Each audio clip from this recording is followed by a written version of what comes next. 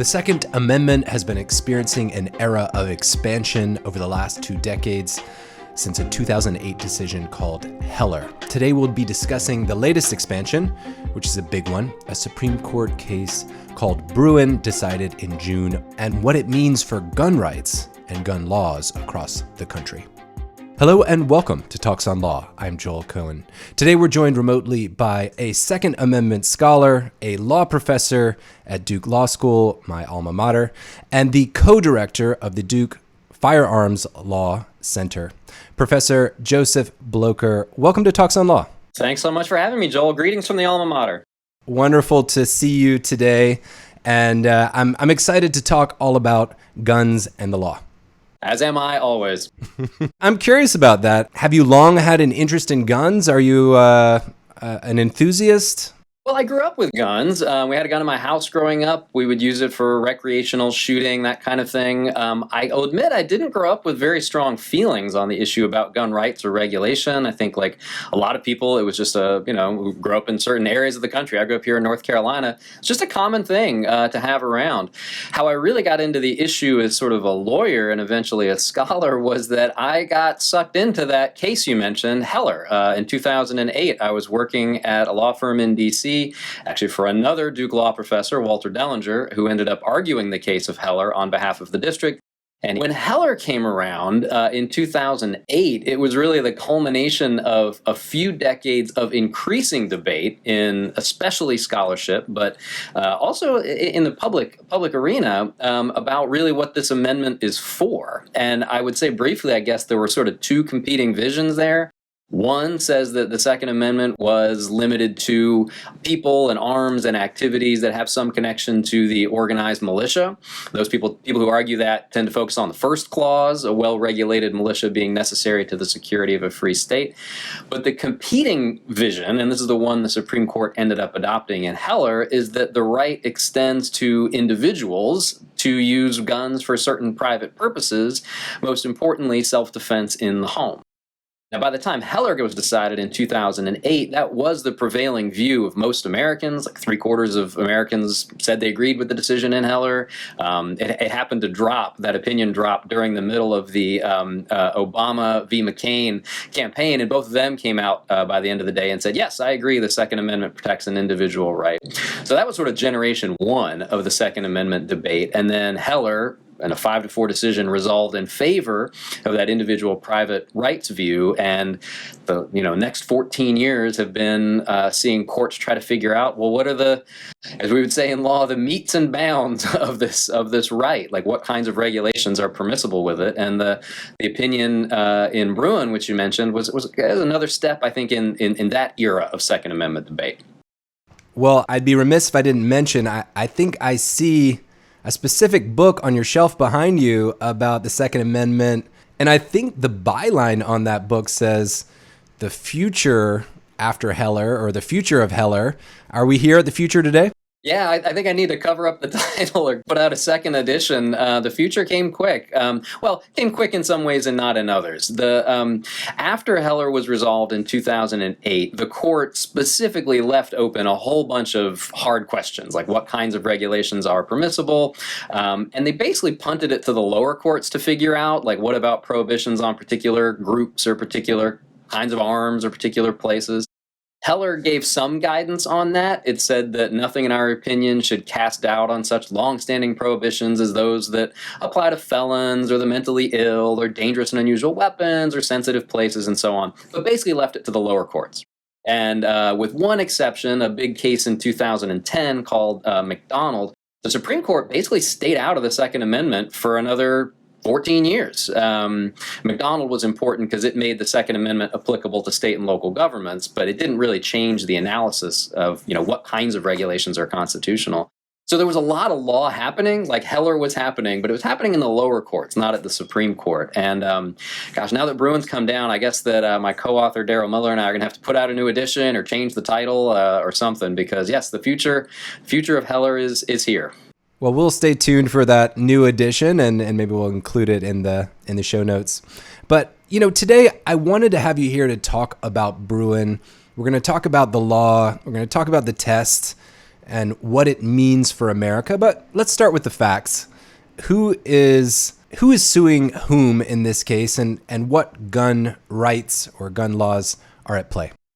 So fundamentally, I think at a broad level, Bruin is a case about public carry. So Heller, the challenge there, Dick Heller, who was the named plaintiff, wanted to have a handgun in his home for self-defense. So one way to think about it is it was a case about keeping arms. If you think about the text of the Second Amendment, it says the right to keep and bear arms.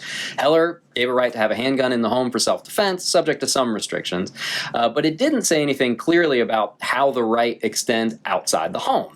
And of course, a lot of people like to carry guns outside the home for purposes including self-defense.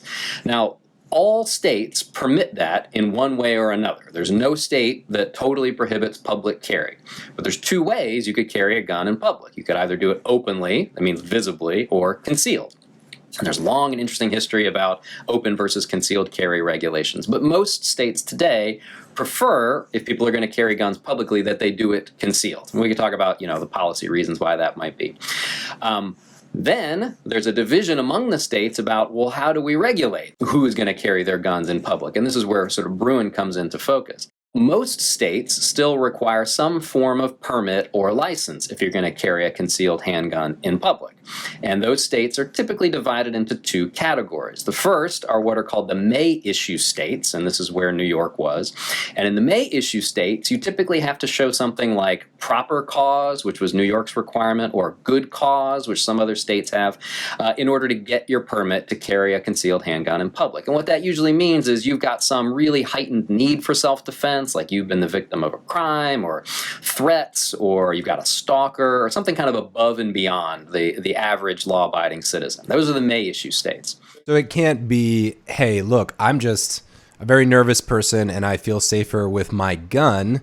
I'd like to carry it around. Exactly right. And so this is a heightened above and beyond just a general need or desire for self-defense. And it's worth, emphasizing this gives the licensing official some discretion, right? They can decide, is your cause good enough? Is your cause proper enough? And that's one thing that the justices were really concerned about at the oral argument. We can talk about a little bit more in the opinion. So those are the may issue states. There's today only, depending on how you count it, 6 to 8 of them, but they're big states, or they were big states. We'll see how many of those laws survive. But that includes places like California, Connecticut, New Jersey, New York, Massachusetts, Maryland, Delaware, Washington, D.C. It covers about a quarter of the American population, right? If you go back even just 35 years, most states had may issue regimes, but we've seen a sort of dwindling of the states. Yeah, this was something that I was surprised about in reviewing some of your writing. Even back in the 80s, the majority of states were may issue. In other words, you needed to show this just cause or good cause to get a permit to carry. That's exactly right. I mean, in 1987, the number was 26 states that were may issue, plus another 16 that outright prohibited the concealed carrying of handguns. So we've seen a lot of deregulation at the state level, and that's just political choice. The Second Amendment, those aren't laws that have been struck down for the most part. Washington, D.C. lost a case, but for the most part, the laws have been upheld until this case. It's just been a matter of political choice and deregulation. And I should say, and this is the sort of, we're getting to the second and third categories. May issue is the one that was before the court here. There's a second category known as shall issue, and here there's still criteria. You still have to get a permit, but the criteria are more objective. So it could be things maybe like training. You got to have 15 hours of experience on the range or whatever. But it's at least nominally more objective criteria. If you check the boxes, then they shall issue a permit. Hence, shall issue jurisdictions. And then the third category are the permitless jurisdictions. If we go back again to 1987, there's only one of those. It was Vermont. Today, there's more than 20. And that's just what it sounds like. You don't need a permit to carry. Yeah, what's an example of a permitless state today, and what does that mean for people? Well, the number's growing. Vermont was sort of the pioneer here, so I guess I'll give them credit. But it means just what it sounds like. If you are, you still have to be a legal gun owner. I mean, you can't be a convicted felon. You can't be adjudicated mentally ill. Like, those are still requirements. But if you are legally allowed to possess a gun, then you can carry it in public with no permit, no training, no additional background check or anything like that. Would I say that's a negative restriction?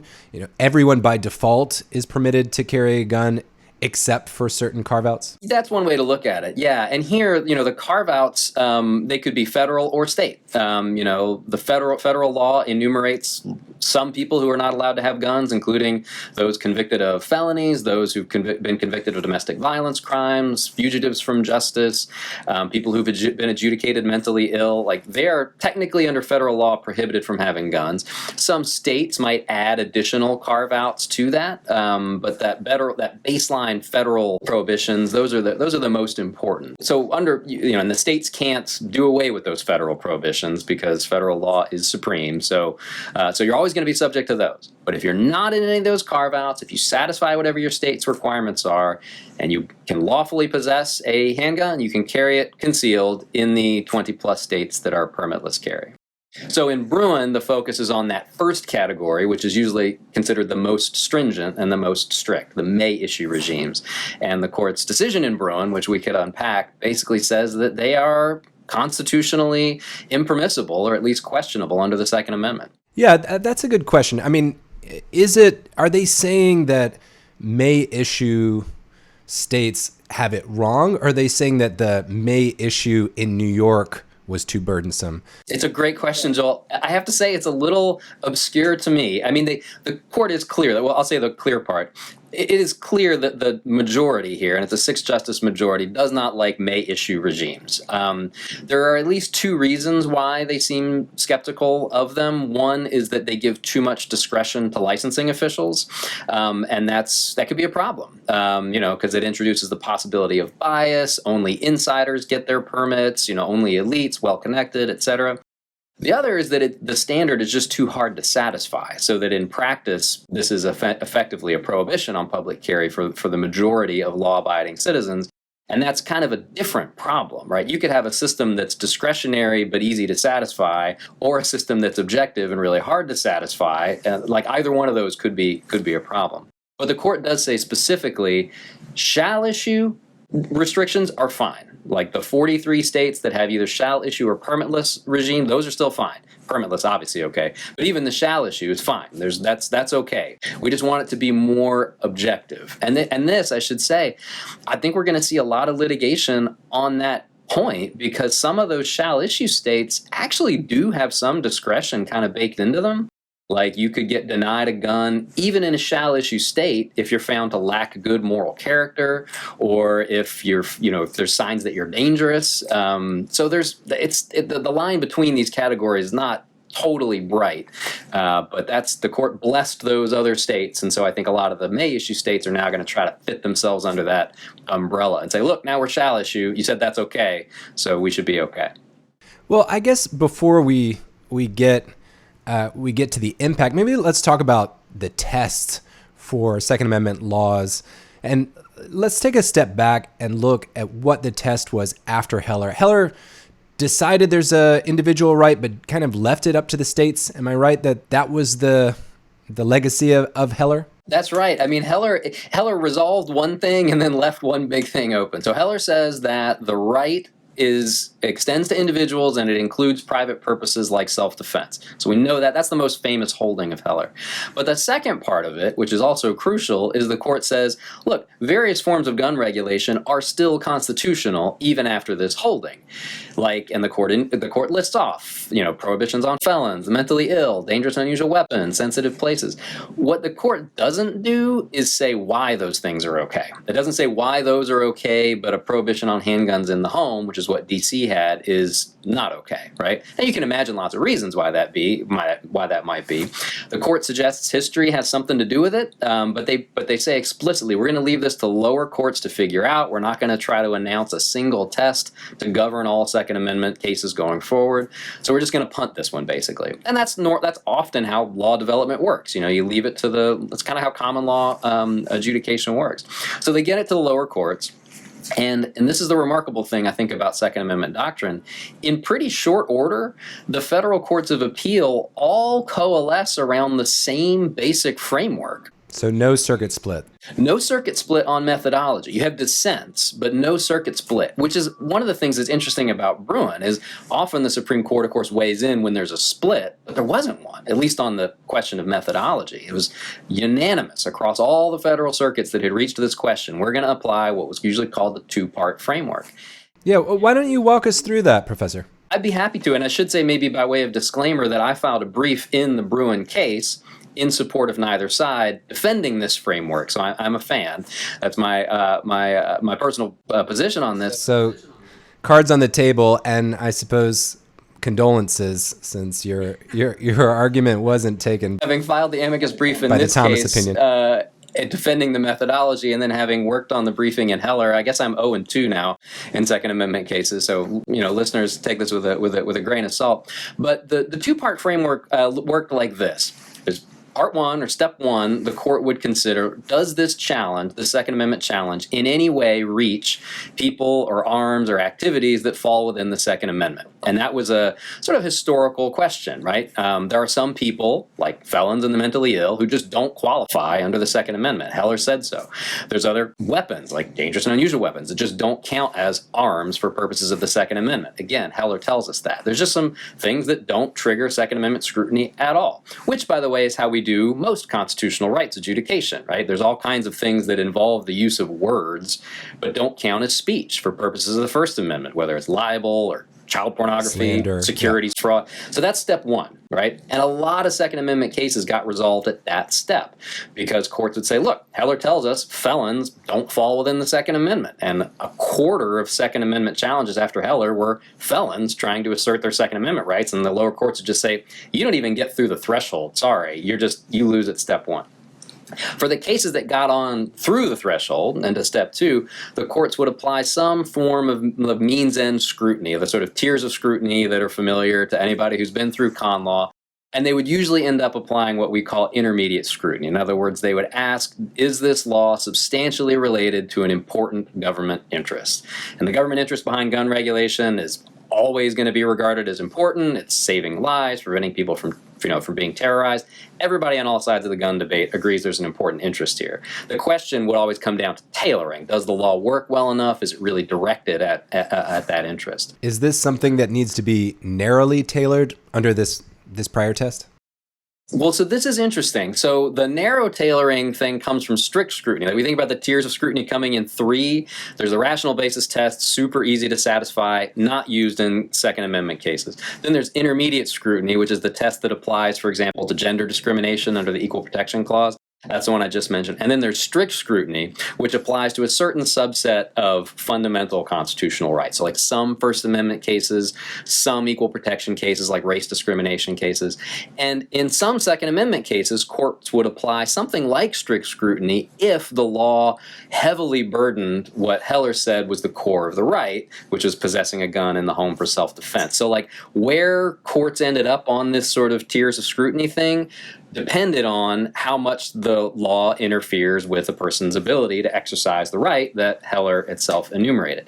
Going into this, Professor, was this your prediction in some way that the meat or the controversial thing about this decision wasn't going to be whether the court had a problem with the New York law? You expected them to.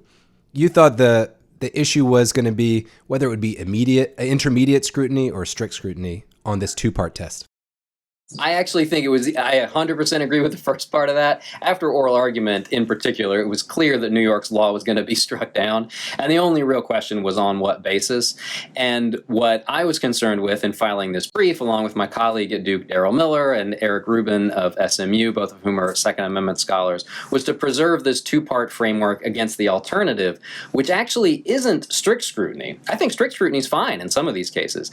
The alternative test is actually something called the test of text, history, and tradition, which would evaluate gun laws based solely on those three things: text, history, and tradition. This part is wild to me. It's wild to me too. Yeah, why don't you break that down? The new test, Professor, what is the post-Bruin test for gun laws? Well, it's been hurting my head all week, Joel, to figure out the answer to that question. I can tell you how it originated, and then maybe say a little bit about how it might apply going forward. But the origins of this test typically get tracked to a dissenting opinion on the D.C. Circuit written by then Judge Brett Kavanaugh. And in that opinion, he said that gun laws should be evaluated not based on any of the tiers of scrutiny, but based solely on text, history, and tradition, and when those run out, based on analogy to text, history, and tradition. Now, again, no circuit court adopted this test, but it did get votes in dissenting opinions, mostly by conservative judges across the country saying, no, we should do this instead of the two-part framework. And so when we filed our brief, we were kind of saying, look, don't go down that road. Stay with where you are, which is a combination of historical analysis and scrutiny. Don't pretend that history can answer all these hard questions. Unfortunately, we were not persuasive, and or not persuasive enough anyway. Well, I don't think you can beat yourself up too much, considering that the author of that theory is now one of the justices on the bench. I think his vote we knew we weren't going to get, and I think it was pretty confident to say that Justice Thomas, Justice Barrett, and Justice Gorsuch, being thoroughgoing originalists, probably also would prefer this form of what to me really feels like kind of hyper-originalism. I mean, this is history all the way down. It's not, the old test had history in it, but it also considered contemporary costs and benefits. What the new test apparently does is say no consideration of contemporary costs and benefits, only history. And that's the part that I'm most concerned about. I think history absolutely matters. But to kind of use it for everything is where I think we judges are gonna struggle more even than the scholars do to try to answer some of these hard questions.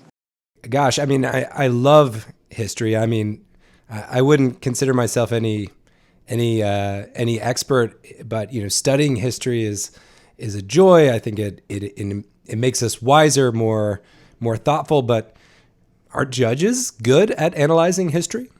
Ooh, it's a hard question. I mean, I agree with everything you said there at the beginning. I mean, history, not only does it absolutely makes us wiser, it enriches our understanding, particularly of constitutional law. I think it plays an important disciplining role in how we understand constitutional rights. I just think putting too much weight on it is where the problems come in. And I think they're especially evident when you're talking about something like firearms, which have changed so much since 1791. I mean, our understanding, the kinds of firearms that are available, our understanding of who's dangerous with firearms, like these have changed radically in the more than 2 centuries since the Second Amendment was ratified. And trying to make analogies, which is what this is really just going to come down to, across those centuries, I think is just going to lead judges kind of to follow their own intuitions and just, decide whether, a modern gun law is or isn't relevantly similar to a law from 1791.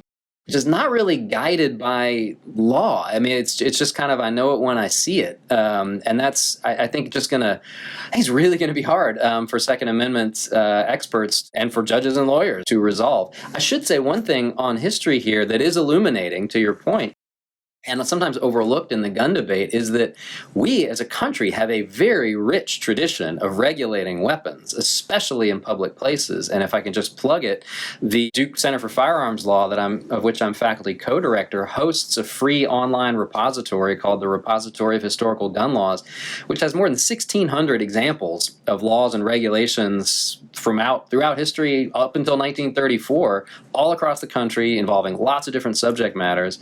So there's lots of history there. The hard part is just, well, how do you extrapolate any useful principles from it to deal with things like automatic weapons today, or domestic abusers, or daycare centers, or airplanes, which just weren't on the minds of the people who ratified the Second Amendment? Or does it give cover to kind of selectively choose the historical facts that buttress your view or that help your opinion? This is exactly the concern. Now, I mean, I should say it on both sides, since I've been, so I should present the other side. So the other side would say, and this is what the majority says, look, if we look to the contemporary costs and benefits, that's just going to let judges, basically pick and choose which policies they favor, right? There's always going to be bias built into that. And I absolutely understand that objection. I think we can see it in some cases. It's very, very hard to sort of, to make that kind of reasoning not be driven by one's own proclivities. I do, however, think it's way more transparent And it's way more open to public reason than trying to pretend that the framing generation or generations since resolved these questions through laws that just didn't have anything to do with the kinds of gun-related harms or the kinds of guns, for that matter, that we see today. I think that any approach to reasoning is going to have that built into it, that risk. I just think that the supposedly purely historical approach, especially because of its kind of veneer of objectivity, is even worse. So neither's perfect, but I think that the new version is going to compound the problem. And I don't know. I mean, should I feel some pity for justices and for judges that now when they're deciding a case, not only do they have to understand the law and precedent and researching all the cases that are out there, but they also need to do a deep dive into historical analysis? Oh yes, you should absolutely send them fruit baskets, send them coffee. They're going to be up late. I mean, there's a lot of.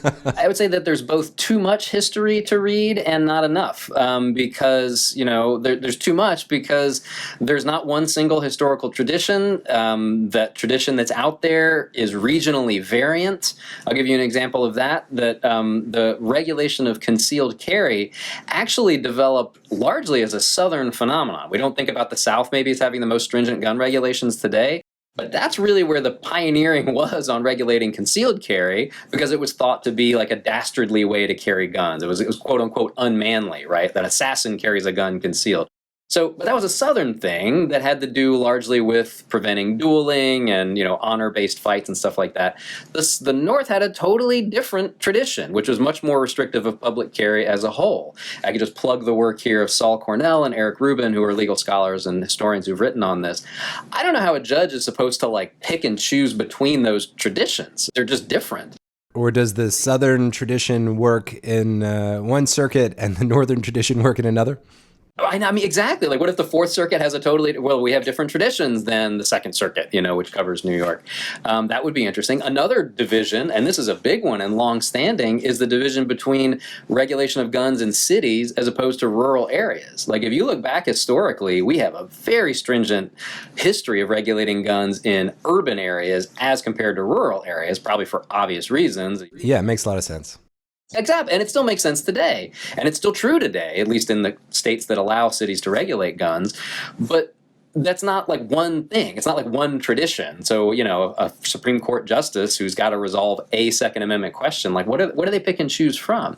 I just think that's going to be an enormous headache. And then to the point about there not being enough history, a lot of the modern gun laws we have didn't exist in any recognizable form in 1791. Even the category of felon, as we know it today, totally different in 1791. In 1791, they didn't prosecute people for domestic abuse in the way that we do, let alone take away their guns, right? I read this, I think, in one of a piece you wrote where, because domestic violence wasn't a crime at all, is that basically the... You could be convicted of violent crimes, but domestic violence of the form that we, do it, and even federal criminal law just wasn't a thing in 1791 like it is today. But you could pick almost any example. I mean, certainly with classes of weapons, but also areas, like daycare centers, airplanes. I mean, we mentioned the airplane example in our brief, not to be sort of glib and funny, but just to try to wrestle with what does it really mean to designate certain places as gun-free zones, as sensitive places. Yeah, I want to talk to you a bit more about what it means to be a sensitive place. But I guess before we get on to the legacy of Bruin, let's quickly touch on a couple of other aspects. One is there was an important concurrence that was, I believe, Kavanaugh and Roberts. What did you take away from that that's worth remembering? It's a really interesting concurrence, and I'm glad you mentioned it, Joel, because it's important both in what it says and also what it shows the majority not saying. So the biggest takeaway from the Kavanaugh concurrence, which is joined by Chief Justice Roberts, and I should say, it took the two of them to make a six-justice majority, so I think their views and the concurring opinion are really important. So they collectively are the new Kennedy? Very interestingly, they kind of insert Kennedy into this case in a sort of roundabout way. So in Heller, I've mentioned this twice, but just to say again, there's a paragraph where the court says, nothing in our opinion should be taken to cast doubt on such long-standing restrictions as felons, mentally ill, dangerous and unusual weapons, etc. Right? Now, Heller was a 5-4 decision. Kennedy, of course, this is the Kennedy court at that time. Kennedy was necessary to that majority. And we learned later that the addition of that paragraph was the price of Kennedy's vote. That's what it took to get him to join Justice Scalia's majority opinion there, right? What Justice Kavanaugh and the Chief Justice do in this concurrence is literally cut and paste that paragraph, which also appears in McDonald, the 2010 case, which Justice Alito wrote, and put it again in Bruin, and say, with this understanding, we join the majority, right? So on the one hand, you could say, well, that makes this kind of a nothing case. It just says, look, all the old rules still apply. New York's fails because it's too stringent, but all the old stuff, the old good time religion is still good, right? And lower courts, at least one already in the aftermath of Bruin, have pointed to that same language and said, look, the Supreme Court has told us, at least the two people who are necessary to make the majority here, that all the old Heller exceptions still apply, so we're going to keep relying on those. And in some ways, that makes this limited. But, and this is the last thing, but it's important, I think, it makes it striking that Justice Thomas didn't put that language in the majority. Yeah, that was my question for you, Professor. You just mentioned that this was the price that Alito had to pay to get Kennedy on board. Why wouldn't that have been the case here? Why wouldn't Thomas have needed to do the horse trading and include that paragraph if it was part of the new law? And I would say it's doubly interesting given that Thomas joined the first opinion, Heller, that used this language. I mean, he was part of that majority. And so he Was this just a gift to Thomas since it was his birthday and when the opinion was dropped? It might have been. He's written more opinions on guns than any other justice. I think it's probably fair to say, at least invoking Second Amendment arguments. So maybe it was. It's certainly been a long play for him. Long before Heller, he was calling for the adoption of the individual rights view. And, eventually, he's played the long game in a lot of different ways. And this was maybe eventually the payoff.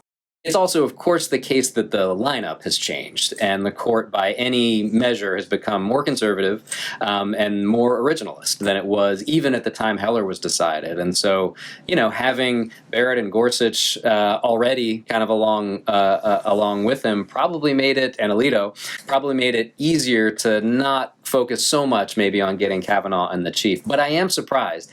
If he had added that paragraph, and I'm not privy to any of this stuff, but I have to imagine that maybe then Kavanaugh and the Chief don't feel the need to enter this separate concurrence. And then you've got a much more united majority. So I have to think it was a conscious decision not to reproduce that Heller language. Very interesting. And before we get to the impact, we should acknowledge the dissent.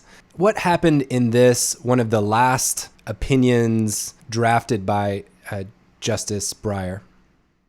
Yeah, it's interesting. In a way, it's sort of a callback to a dissent he wrote in Heller. There were two dissents in the Heller case, one by Justice Stevens, which took a originalist approach to the same evidence that the majority looked at and came to a different conclusion, namely that the Second Amendment is limited to the organized militia. And then Justice Breyer entered a dissent, also joined by the three other liberal justices at the time, saying, even if we assume there's an individual right to keep and bear arms, this regulation, like a lot of regulations, should be upheld because it satisfies the relevant sort of level of scrutiny, which he describes as sort of balancing, but is really, I think, a kind of means-end scrutiny, like the tiers we were talking about earlier. So this approach, the dissent in the Bruin case kind of takes the same approach and says, starts with an invocation of the modern felt necessities of gun harm and gun regulation, pointing to recent mass shootings, the all-time high of gun deaths calculated by the CDC, most of which I should say are gun suicides. I mean, you study guns, so you knew that probably before he did, but I was surprised that we were at an all-time gun death high. Yeah, at least since the CDC has been collecting data, which is since 1968. And again, I should emphasize the majority of gun deaths are deaths by suicide, but I think there's very good evidence that those are preventable by gun laws, including, for example, what are usually called red flag laws. But the last 2 years of data have seen a huge spike in gun homicides, and that seems to be what's really driving the increase in recent years. But yeah, it's about 45,000 deaths for 2020, which is the last year for which we have data. And it's also worth saying those deaths are not evenly distributed across the population. It's mostly men. And with regard to the gun homicides, it's mostly black men or disproportionately black men who make up about 2% of the population and about 38% of gun homicide victims. With gun suicide, it's flipped. The deaths are disproportionately concentrated in older white men, especially in rural areas. So this is a lumpy, if you like, kind of complex problem about who's being harmed and who's dying. And that's where Justice Breyer starts. Is like, look at what's in front of us, look at what's happening in the world, which is exactly how you'd expect Justice Breyer to start an opinion. He's a guy who cares a lot about sort of policy making. He cares a lot about costs and benefits, and so he starts there. But he does also talk about history and criticizes the majority's opinion for slicing and dicing the history in ways he thinks are inappropriate and for not really explaining how we're supposed to draw analogies between historical laws and current ones. Professor, let's talk a bit about the legacy. What does this case mean, I guess, first off, for the may issue states out there? So I think the first thing the may issue states are going to do is revamp their permit requirements, not do away with them, but revamp them to make them look more like the kinds of shall issue regimes that the Supreme Court specifically blessed. And so I think what they'll do is, limit the discretion that licensing officials have, for example, maybe do a better job enumerating the criterion for getting a permit in the first place. I'm sure they'll be challenged again, and then they'll come to court and say, look, the Supreme Court specifically said what those states were doing is okay, and we've adopted elements from their tests, and therefore our laws should be upheld, just as the Supreme Court kind of in advance blessed those. So I think that'll be step one. When I think about the shall issue restrictions, yes, you could imagine a state where it's you apply, we run you through the felony database, we run you through a dangerous mental illness database. Neither ping, you get a gun. What about on the other end? What types of restrictions do you see states getting? I mean, creativity abounds, but will states be looking to raise the age? Will states be looking to really increase the training requirements involved? They might. Training requirements, which is something my colleague Daryl Miller has written a lot about recently, are one potentially, I think, useful innovation here. I think my experience at least has been, and this was my experience growing up with a gun, is that the vast majority of gun owners really prize people's reliable and safe handling of guns. So the norms in the gun community, at least the one I grew up in, very strong in favor of safety and proficiency. And so, a training requirement that's not overly onerous, like if it's 1,000 hours, that's probably, that's essentially a prohibition. But if it's something that's tailored to the actual need to responsibly handle a gun, I think that's probably all to the good. I don't know if that'll fly politically or not, but, we apply, you have to do a certain number of hours to get a cosmetology license. It wouldn't seem totally out of the question that you would do it for carrying a gun in public places. New York requires a massage license with multiple hours of training. I don't see many people injured from a massage. Yeah, and I'm sure that people, and no offense to the masseuses or cosmetologists of the world. I mean, the gun rights advocates would say, yeah, but those don't involve constitutional rights. We don't do permitting for other forms of constitutional rights. And right. That's not, and there's something to that. On the other hand, you do have to get a permit for something like a parade. There's marriage license. The government is involved in various ways in the exercise of constitutional rights. But I do think an overly onerous system could run into problems. But a responsible and tailored to the harms seems to me perfectly plausible. And I should say, on the point you mentioned about sort of running you through a database, there's kind of two ways that could happen. One is when you buy the gun, and the other is when you get the permit to carry it in public.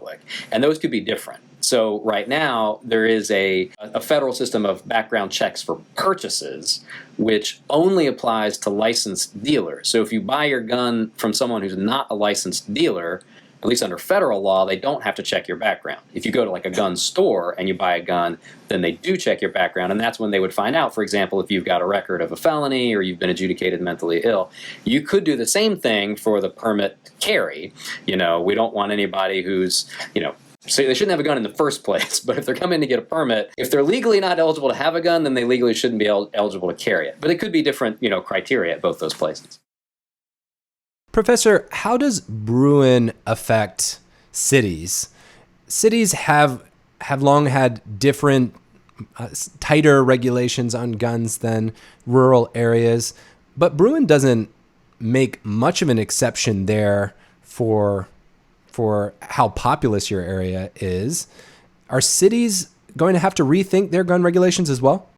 This is really interesting. In a way, it's the dog that didn't bark, in the opinion.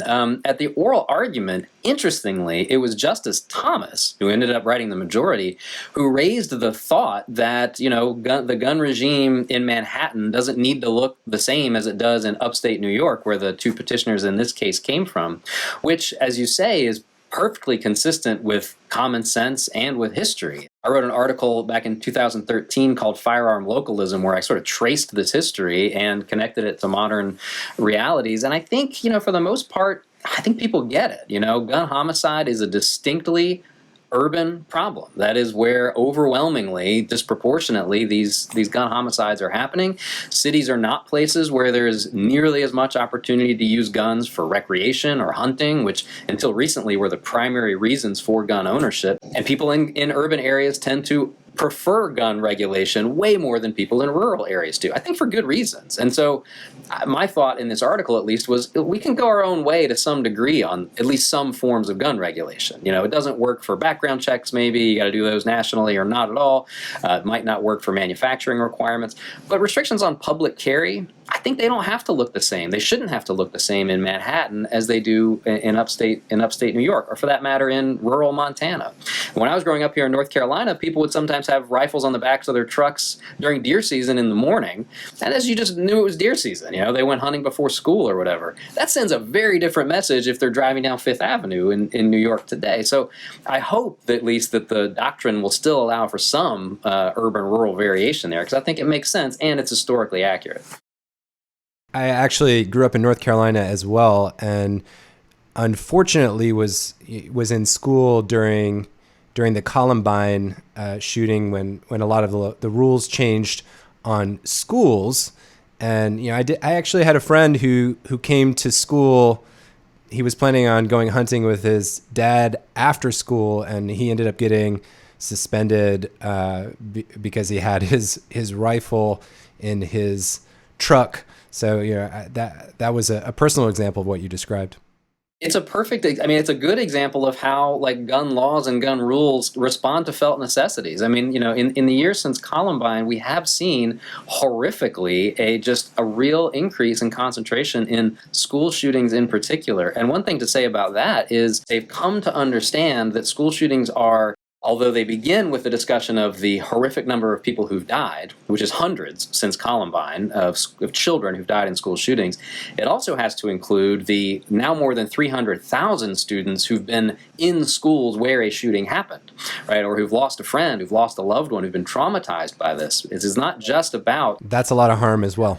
It's even bigger than that. Now, of course, many gun owners will say, yes, but we have psychic benefits from carrying guns as well. I think that's true. I think people get a sense of safety, and that matters. The law can take that into account. You're very unlikely to ever have to use your gun in self-defense. Only a tiny proportion of self-defense actions involve guns. Tiny proportion of guns ever used in self-defense, and that's great. We don't want people to have to use guns in self-defense. But if people are feeling secure because of gun ownership, that's a benefit. I totally get that. What I'm saying is that we have to take into account the other side of that too, which is the terror, intimidation, and fear that it can inflict on others, like their sense of well-being and sense of safety. And the school example, to me, that just brings that home. The meaning of a gun near a school has changed, and partly that's because of Columbine. And I think if I went back to my public high school that I went to, which is a couple miles from where I'm sitting right now, I doubt there's gun racks on the backs of trucks anymore for exactly the reason you say. Or they may be empty.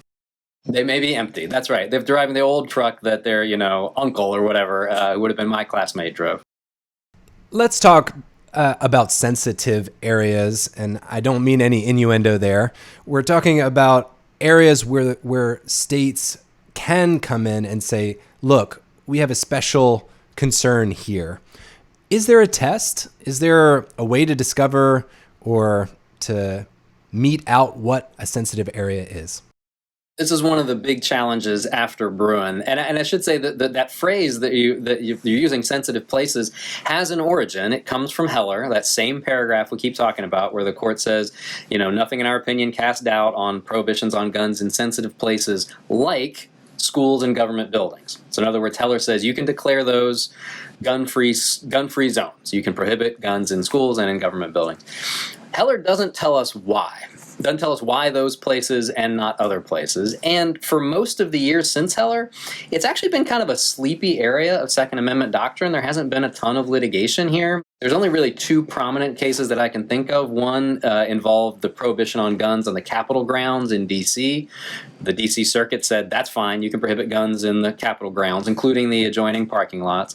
And then another case called Bonity, which came from the 10th Circuit, where the court said, you can prohibit guns at the post office and the post office parking lot, even in rural areas. And so that's kind of it. There's not a lot more fact development. There's a couple great scholarly articles out there, but not a whole lot to answer the question of, well, why? Like, what places are sensitive? And this was an issue at oral argument that a bunch of the justices wrestled with. I think it was probably the hardest part of oral argument for Paul Clement, who was representing the petitioners here, who is an unbelievably brilliant Supreme Court advocate, but I think was a little bit on his back foot for these questions when the justices asked him, well, what about prohibiting guns on NYU campus? Just not a great example because it's a private school, but on a school campus or at a football stadium or Times Square on New Year's Eve. And Justice Barrett, Justice Thomas, Justice Kagan, Justice Alito, they all seem to be kind of talking about, well, we want there to be prohibitions in those places or for it to be permissible. Maybe not Times Square, but the others.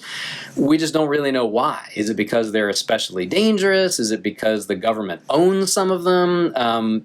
Wait, why did you say maybe not Times Square? Wouldn't that be an obvious one? So to me, I think yes. In fact, I think it is the modern equivalent of the fairs and markets where guns could be prohibited under medieval weapons law.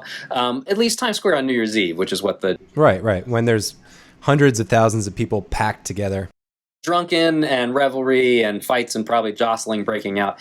There's a hard question, I think, about how do you administer that law, right, at a place like Times Square, which is different than a school or government building where you can search everybody coming in. But what the court ends up doing in the opinion is not really giving us any more guidance on sensitive places. I mean, it wasn't directly before the court here. They didn't have to answer the question.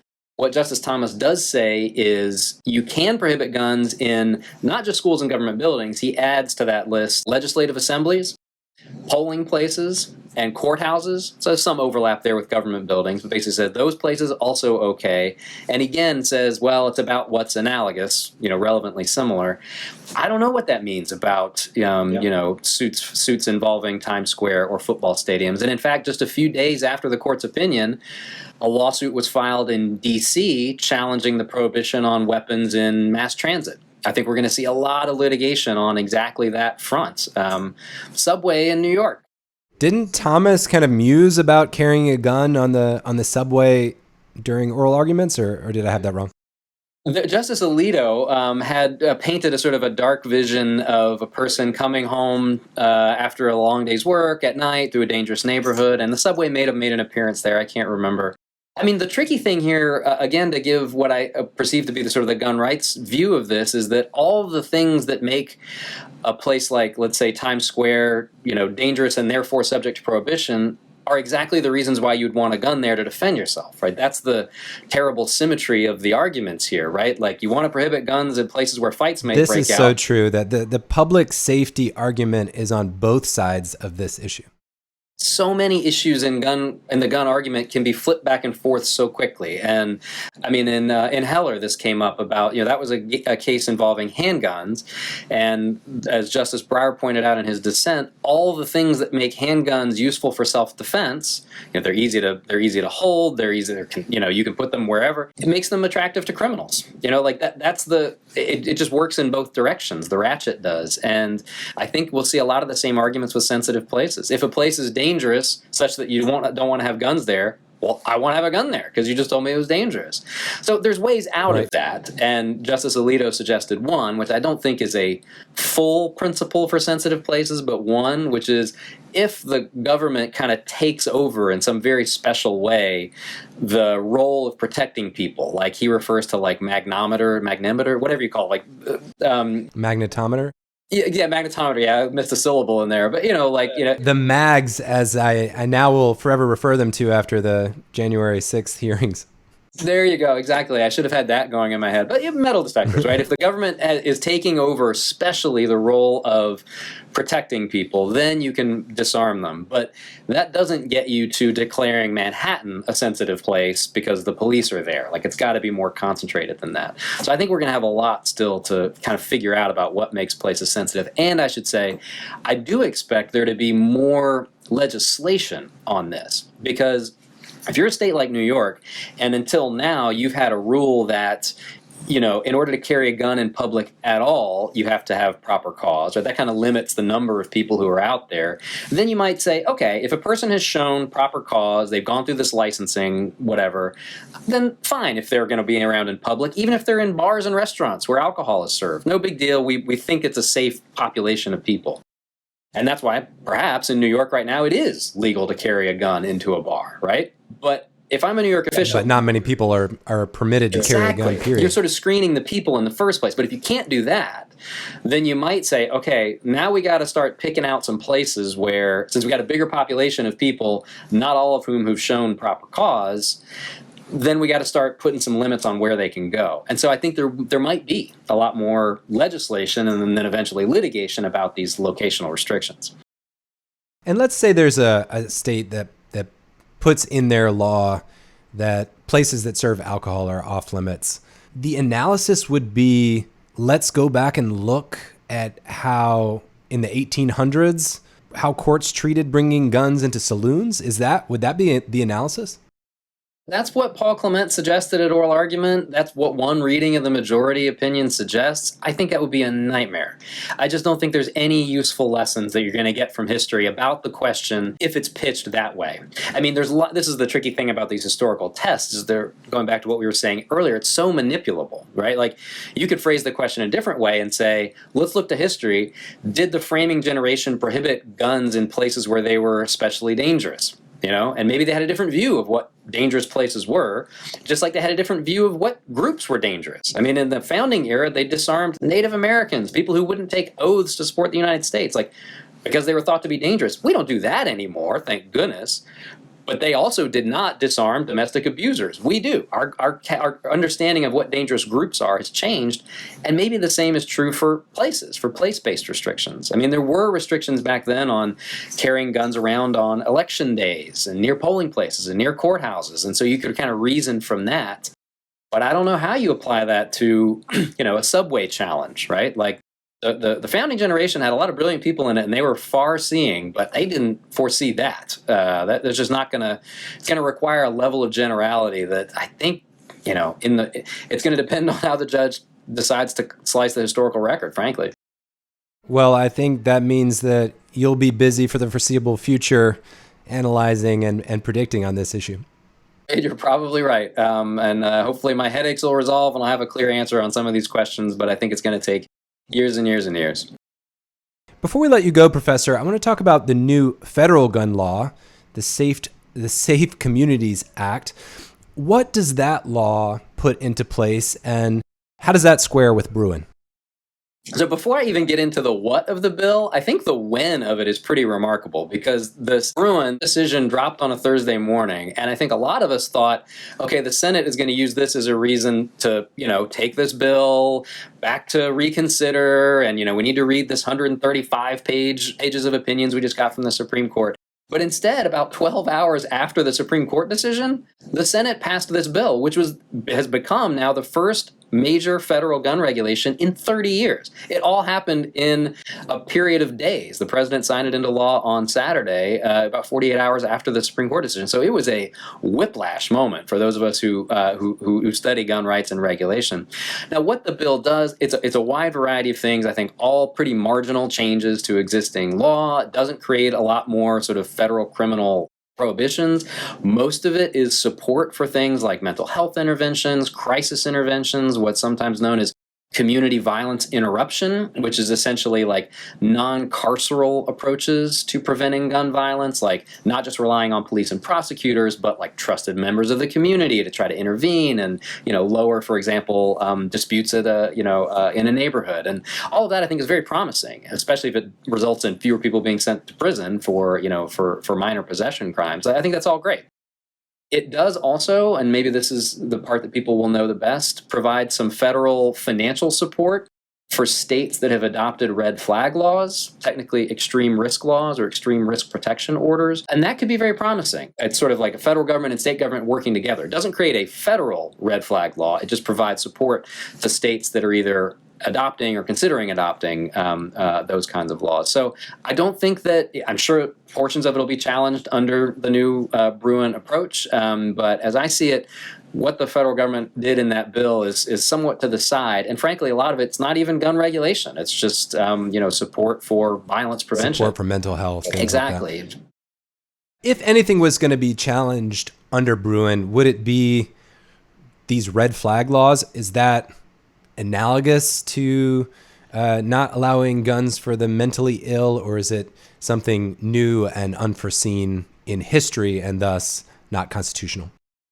In a way, they're absolutely unforeseen, and and the reason for that is that there's about 20 states have these laws now. All but a handful of them have been adopted in the last 5 years. They're really a post-Parkland development. So you can't track the earliest even proto-red flag law in current form was adopted in 1999. So this is not a long historical tradition in the way that Heller and Bruin describe.